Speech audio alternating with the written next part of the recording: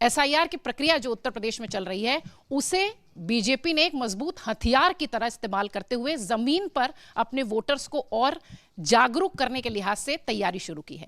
यह सब कुछ पंचायत चुनाव की वजह से भी है, यह सब कुछ आने वाले उत्तर प्रदेश के विधानसभा चुनाव की वजह से भी है। क्या उत्तर प्रदेश में तस्वीर बनती दिखाई पड़ रही है?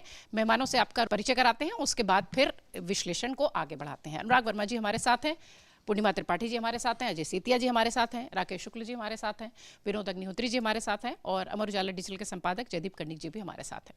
यूपी की कानून व्यवस्था और एक जो मॉडल योगी आदित्यनाथ ने देने की कोशिश की है, क्या ये समझें कि सबसे मजबूती से जो चुनाव की तैयारी है वो बीजेपी के खेमे में हो रही है, चाहे वो ये पंचायत चुनाव हो, चाहे आने वाला विधानसभा चुनाव हो, और दूसरा ये कि योगी आदित्यनाथ ने फडणवीस की तरह पूरी जिम्मेदारी अपने हाथ में ली हुई है? नहीं, बीजेपी तो तैयारी से कभी दूर होती ही नहीं है, उसका तो वो परपेचुअल एक्सरसाइज है। बाकी पार्टियों की तरह, जैसे अनुराग जी ने कहा कि 3-4 महीने पहले जगती हैं, कई पार्टियां तो 3-4 महीने पहले भी नहीं जगती हैं, वो ऐन चुनाव के वोटिंग के दिन जगती हैं। तो बीजेपी लेकिन सालों भर एक अच्छे विद्यार्थी की तरह वो तैयारी में लगी रहती है, और जब एग्ज़ाम आता है तो मन से एग्ज़ाम भी देती है, इसमें कोई शक नहीं है। और जो भी आज की डेट में यूपी में योगी जी कर रहे हैं, जो उनके भाषण आप सुन लीजिए, वो बाहर भी कहीं जाके कोई भाषण देते हैं तो नज़र उनकी यूपी के ही अपने वोटर पे होती है। हमने बिहार में भी ये देखा था, और बाकी जगह भी जहाँ भी वो बोलते हैं, जिस फोरम में भी बोलते हैं, वो अपने यूपी के वोटर को ही साधने की कोशिश करते दिखाई देते हैं, इसमें कहीं कोई शक नहीं है। एसआईआर के माध्यम से बीजेपी ने ऑलरेडी अपने ग्रास रूट जो वर्कर हैं उनको मोबिलाइज किया हुआ है, सब लगे हुए हैं, तो उसको लेकर के भी एक उत्साह तो कार्यकर्ताओं में बना रहता ही है। यूपी में जो आज की स्थिति है, योगी आदित्यनाथ का जो हिंदुत्व प्लस जो विकास का मॉडल है, विकास के मामले में योगी आदित्यनाथ को कई श्रेय दिए जा सकते हैं। कई सारे रोड प्रोजेक्ट्स हैं, एयरपोर्ट का काम जिस तरीके से वो खुद मॉनिटर करके करवा रहे हैं, तो ये सारा कुछ उनके फेवर में जाता दिखाई दे रहा है। लॉ एंड ऑर्डर भी यूपी में योगी आदित्यनाथ के आने के बाद से सुधार जरूर हुआ है। हाँ, इतना बड़ा स्टेट है कि उसमें बिल्कुल ही जीरो हो जाए ऐसा तो नहीं होता है, लेकिन ओवरऑल जो एक लोगों के मन में सिक्योरिटी की फीलिंग होनी चाहिए, वो थोड़ी बढ़ी जरूर है, इसमें कहीं कोई शक नहीं है। राकेश सर, अमित शाह का वो स्टेटमेंट था, टीएमसी के किसी सांसद ने सदन में पूछा कि अरे योगी पर नहीं बोल रहे हैं, योगी पर नहीं बोल रहे हैं, तो उन्होंने बोला रिपीट रिपीट, वही रिपीट होंगे। तो योगी आदित्यनाथ को लेकर जिस तरीके की उन्होंने एक प्रशासनिक मॉडल यूपी में डिलीवर किया है, कानून व्यवस्था को लेकर, महिला वोटर्स को लेकर, तो 27 की जो पूरी पटकथा लिखी जा रही है या जो तैयारी होगी वो पूरी योगी के ही इर्द गिर्द होगी, या योगी को फ्री हैंड जैसे फडणवीस को मिला है वैसे देंगे? नहीं, योगी के अलावा विकल्प क्या है भारतीय जनता पार्टी के पास? पहले भी भारतीय जनता पार्टी प्रयोग कर चुकी है, राम प्रकाश गुप्ता जी का, राजनाथ जी का, लेकिन प्रयोग तो सफल नहीं हुए। तो आज योगी जी को यदि फ्री हैंड नहीं किया जाएगा तो क्या भारतीय जनता पार्टी 2027 का विधानसभा चुनाव हारना स्वीकार कर पाएगी? क्योंकि 2027 का विधानसभा चुनाव यदि उत्तर प्रदेश भारतीय जनता पार्टी है तो उसको दो नुकसान होंगे। पहला कि नरेंद्र मोदी, देश के प्रधानमंत्री नरेंद्र मोदी पे डंट लगेगा उत्तर प्रदेश हारने का, और दूसरा जो 2027 में राष्ट्रपति का चुनाव होना है उसमें जिस तरीके से संख्या बल लोकसभा में कम है, उस संख्या बल को यदि अपग्रेड कोई कर सकता है तो उत्तर प्रदेश का विधानसभा चुनाव कर सकता है। इसलिए भारतीय जनता पार्टी के पास योगी जी के अलावा कोई विकल्प नहीं है। योगी आदित्यनाथ को हम जो लोग उनको गोरखपुर से जानते हैं वो भी जानते हैं कि वो जैसे उस वक्त रहते थे, एक साधारण सी घड़ी, एक साधारण सैंडल, एक साधारण से कपड़े, वैसे ही अभी भी दिखाई पड़ रहे हैं। क्या बाकी विपक्षी पार्टियां इस बात को या इस तरह की छवि को तोड़ने के हिसाब से कोई काम कर पाएंगी इस चुनाव में या पंचायत चुनाव में भी? अब तो पंचायत चुनाव भी, अब जैसे महाराष्ट्र का चुनाव देखें तो ऐसा लग ही रहा है कि वो चुनाव भी बहुत इंपॉर्टेंट है, और चूंकि विधानसभा के पहले इसलिए और ज्यादा इंपॉर्टेंट होगा। योगी आदित्यनाथ तो दलित वोट भारी संख्या में भारतीय जनता पार्टी के साथ गया है, ओबीसी वोट भारी संख्या में भाजपा के साथ गया है। तो मैं समझता हूं कि अभी भी अपर हैंड जो है भाजपा का है, और योगी आदित्यनाथ का जो त्रिफार्मूला है, विकास भी, कानून व्यवस्था भी और हिंदुत्व भी, तो तीनों चीजें मिल रही हैं उत्तर प्रदेश में, जो वहां उतनी नहीं थी, महाराष्ट्र में उतनी नहीं थी जितनी उत्तर प्रदेश में है। तो ये एक प्लस पॉइंट तो अभी भाजपा के पास, योगी आदित्यनाथ के पास है। जिस तरीके से विपक्ष तैयारी कर रहा है, जिस तरीके से अखिलेश भी लगातार बात कर रहे हैं कि हमें, उन्होंने डेटा शब्द का इस्तेमाल किया। अखिलेश ने कहा कि हमें भी डेटा, बिंदु, वो सारी चीजें ध्यान करके करनी चाहिए जिनको भी जीतना है। वो स्टेटमेंट उनका ऐसा आया। तो अब जैसे हम हमेशा देख रहे हैं यूपी के दोनों लड़के, यूपी के दोनों नेता, ऐसी चर्चा हो रही थी। विधानसभा चुनाव में क्या यूपी के दोनों लड़के वर्सेस योगी जी का जो पूरी प्लानिंग है वो उसमें कुछ सफलता हासिल कर पाएंगे? आप अपने टारगेट वोटर को रीच आउट करें और उसको ये भरोसा हो कि हमारा नेता हमारे बीच में है। क्या अखिलेश जी और मायावती जी वो कर रही हैं या वो दोनों कर रहे हैं? मायावती जी तो रीच आउट करती नहीं है, वो तो घर से निकलती नहीं है। एक रैली कभी लखनऊ में कर दी, उसमें 1-2 लाख लोग आ गए, चूंकि बीएसपी की उतनी ताकत तो है, जन्मदिन के दिन बस बात बाकी करती क्या कितने जिलों न वो जिलों का दौरा करती हैं, न वो कार्यकर्ताओं से मिलती हैं। वो तो मतलब कांशीराम जी ने जो फसल बोई थी वही काट रही हैं। विजन की जहाँ तक बात है, विजन उनके पास, क्षमा करें अगर सुन रही हो या सुनेगी प्रोग्राम, विजन उनके पास कांशीराम जी का जो विजन था वो नहीं है। एक समय तक था, विजन होता तो वो अपनी रणनीति में, अपनी शैली में सुधार करती।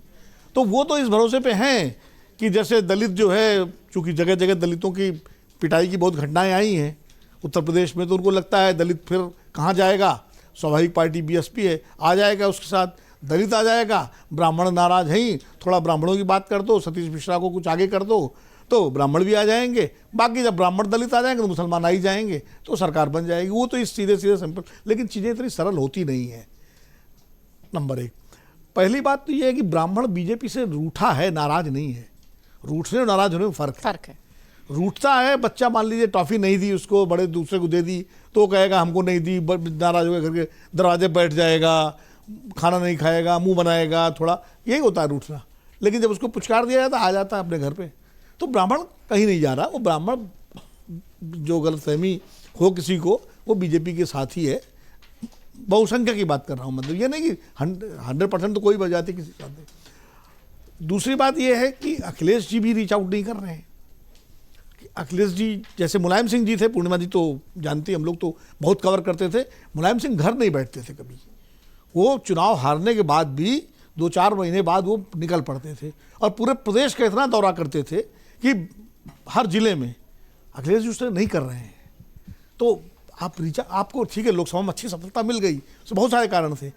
खाली चुनाव के समय यात्राएं निकाल देना अलग बात है, लेकिन उसके पहले भी रीच आउट करना पड़ेगा आपके कार्यकर्ताओं से, लोगों से, अपने वोटर से, जिसको आप टारगेट कर रहे हैं, वो चाहे माइनॉरिटी हो, ओबीसी हो, पीडीए हो, जो भी आपका वोटर है, उससे आप रीच आउट कर रहे हैं। तो रीच आउट नहीं करें। बीजेपी रीच आउट करती है, बीजेपी के नेता रीच आउट करते हैं, बीजेपी पार्टी की तरह काम करती है। योगी जी लगातार उत्तर प्रदेश में मीटिंगें करते रहते हैं। अखिलेश जी को उस रणनीति पर भी काम करना पड़ेगा।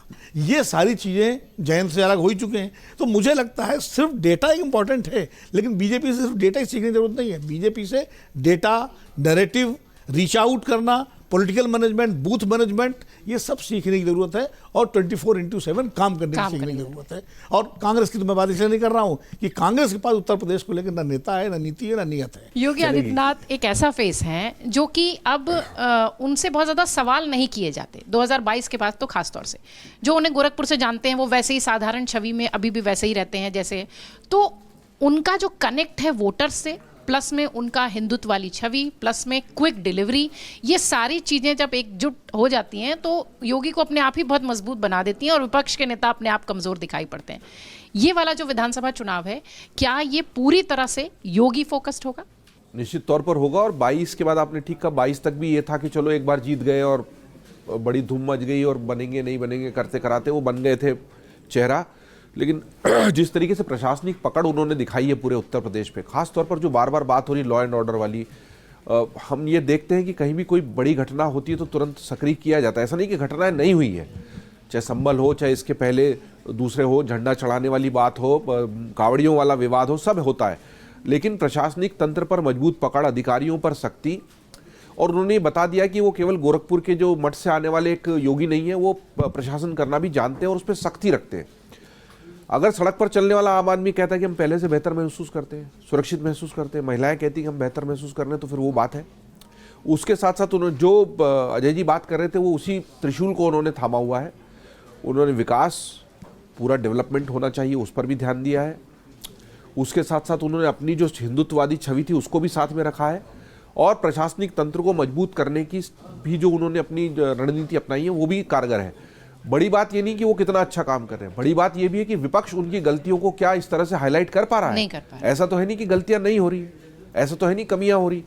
हम अभी बात कर रहे थे चुनावी तैयारियों की। देखिए, जब महाराष्ट्र में पूरे नगर निकाय के चुनाव हो रहे थे तो भारतीय जनता पार्टी की सारी मशीनरी बंगाल में तैयारी शुरू कर चुकी थी, और उत्तर प्रदेश की आज हम बात कर रहे हैं इस सत्र में चर्चा में, तो उत्तर प्रदेश के अधिकारी लगातार अपनी चर्चा पर लगे हुए हैं। उत्तर प्रदेश के नेताओं के बीच में बैठकों का दौर जारी है, संघ और संगठन के बीच की बैठकें हो चुकी है। चुनाव 27 में होना है। नगर निकाय चुनाव जो उत्तर प्रदेश के होने वो होंगे नहीं होंगे, टलेंगे, अभी इस पर फैसला नहीं है कि उसमें SIR और दूसरा आरक्षण, वो बहुत पंचायत सारे चुनाव, हाँ। पंचायत चुनाव जो होने हैं, पंचायत चुनाव को लेकर अभी स्पष्ट स्थिति नहीं है कि वो कब होंगे। असल में उसकी तारीख अगर ऐसा था तो आ जानी चाहिए थी, मार्च अप्रैल में होने थे। हाँ, पिछड़े वर्ग के आरक्षण को लेकर स्थिति है तो उसको टाला जा रहा है, और अभी स्थिति स्पष्ट नहीं है उसको लेकर। या तो एक बात यह आई है कि या तो 27 के चुनाव के साथ ही करेंगे या उसके बाद करेंगे, वो जो भी स्थिति बनती। लेकिन विधानसभा चुनाव के लिए भारतीय जनता पार्टी की और सरकार की मशीनरी जिस तरह एक्शन मोड में है, वो हम पत्रकार होने के नाते न केवल देख पा रहे, महसूस कर पा रहे हैं। लोगों को ये जानकर आश्चर्य होगा कि फीडबैक लेने का सिलसिला शुरू हो चुका है। स्थानीय स्तर पर कार्यकर्ताओं का फीडबैक, लोगों का फीडबैक, सरकार कहां कमजोर है, भाजपा संगठन कहां कमजोर है, ये 3 स्तर पर फीडबैक लेने की प्रक्रिया शुरू हो चुकी है। तो जो पार्टी इस तरह से हमेशा एक्शन मोड में होती है, चुनावी मोड में होती है, उसकी तैयारी फिर दिखाई देती है। चुनाव हारना जीतना अलग बात है, चुनाव से सबक लेना बड़ी बात है। लगातार इतने चुनाव हारने के बाद कांग्रेस ने क्या सबक लिया? उत्तर प्रदेश में समाजवादी पार्टी और बहुजन समाजवादी पार्टी एक समय में उस स्थिति में आ गई थी कि अब सपा और बसपा की सरकारें चलेंगी और कांग्रेस भाजपा खाली सहयोगी दलों के रूप में उपस्थित रहेंगे। वो स्थिति क्यों बदली? ये दोनों क्षेत्रीय दल अपने आप को उतना बड़ा क्यों नहीं कर पाए? और इनको कुछ नहीं तो ममता बनर्जी से सीख लेना चाहिए। उन्होंने जिस तरीके से बंगाल का अपना किला बचाया है, बंगाल में राष्ट्रीय दलों को उस तरीके से घुसने ही नहीं दिया है, तो अब वो उनकी नीतियों की आलोचना हो सकती है, नीतियों पर चर्चा हो सकती है, लेकिन आखिरकार उन्होंने अपने किले को मजबूत रखा है, क्योंकि वहां की राजनीति वैसी मांग करती है। उत्तर प्रदेश की राजनीति बहुत सारी अलग अलग तरह की मांग करती है, और उनको साधने वाला जो नेता आता है वही मुलायम सिंह यादव समझते थे। बिल्कुल ठीक है, जमीन पर जाते थे, घूमते थे। भाई, बिहार में भी लालू प्रसाद यादव आए तब राष्ट्रीय दलों का प्रभुत्व खत्म हुआ ना, कांग्रेस जो लगातार सत्ता में आए। तो क्षेत्रीय दल खड़ा करना और फिर लोगों के नब्ज पर हाथ रखना, यह महत्वपूर्ण है। अगर राष्ट्रीय राजनीति में राष्ट्रीय दल जीतते जा रहे थे उत्तर प्रदेश में, और उसकी वजह से क्षेत्रीय जो विकास की मुद्दे थे, जातिगत मुद्दे थे, वो दब जा रहे थे, तो उसको आवाज दी गई, तो बसपा खड़ी हुई ना। तो उस नींव को हिला देने की वजह से सपा बसपा कमजोर हो गई है। कांग्रेस से तो बहुत ज्यादा उम्मीद की नहीं जा सकती, और ये बात योगी आदित्यनाथ बखूबी समझते हैं। बड़ी बात यह है कि योगी आदित्यनाथ अपनी शैली में वैसे काम कर रहे हैं जहां पर उनको विपक्ष की कमजोरी का लाभ नहीं लेना है, बल्कि अपनी मजबूती को आगे बढ़ाना है। उत्तर प्रदेश में अगले साल विधानसभा चुनाव होने हैं, और उम्मीद है कि शायद इस साल पंचायत चुनाव भी हो। जिस तरीके से बीजेपी लगातार चुनावी मोड में है, अब महाराष्ट्र के निकाय चुनाव खत्म होने के बाद पूरा फोकस यूपी पर है। इस साल 5 अलग अलग राज्यों में भी चुनाव है, वहां की भी बीजेपी की तैयारी है। लेकिन उत्तर प्रदेश इसलिए चर्चा में है क्योंकि योगी आदित्यनाथ ने एक नया प्रशासनिक मॉडल, एक उदाहरण के रूप में देश को दिया है। लॉ एंड ऑर्डर की स्थिति सुधरी है, महिलाओं में भरोसा बढ़ा है। इस लिहाज से भी शायद योगी आदित्यनाथ ही मजबूती से उत्तर प्रदेश का पूरा चुनाव हैंडल करते हुए नजर आएंगे, फ्री हैंड के साथ। बहुत शुक्रिया खबरों खिलाड़ी देखने के लिए। तमाम मेहमानों का भी बहुत शुक्रिया। हर खबर की अपडेट आपको अमर उजाला पर मिलेगी। कमेंट बॉक्स खुला हुआ है, जरूर आइए। अगर आप ये वीडियो YouTube पर देख रहे हैं तो हमारे चैनल को सब्सक्राइब कर बेल आइकन दबाएं, और Facebook पर देख रहे हैं तो हमारे पेज को लाइक करें।